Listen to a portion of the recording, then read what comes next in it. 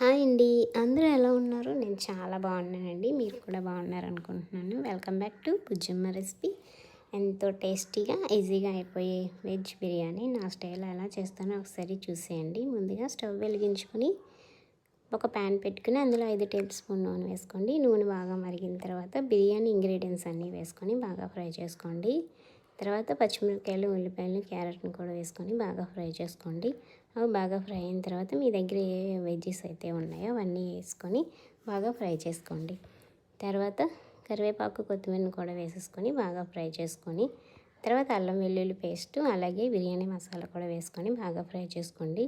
మీరు కారం కావాలి అనుకుంటే వేసుకోండి, లేదంటే అవసరం లేదు.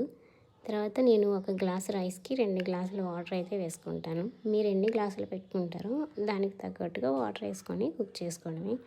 ఇలా రైస్ వేసిన తర్వాత బాగా కలిపేసుకొని వాటర్ అయితే యాడ్ చేసుకోండి. తర్వాత ఉప్పు ఇప్పుడే వేసేసుకోండి, సరిపోతుంది. మీ రుచికి తగ్గట్టు ఉప్పు వేసుకోండి. అలాగే కసూరి మెత్తి కూడా వేసేసుకొని 20 నిమిషాలు సిమ్లో పెట్టుకుంటే సరిపోతుంది.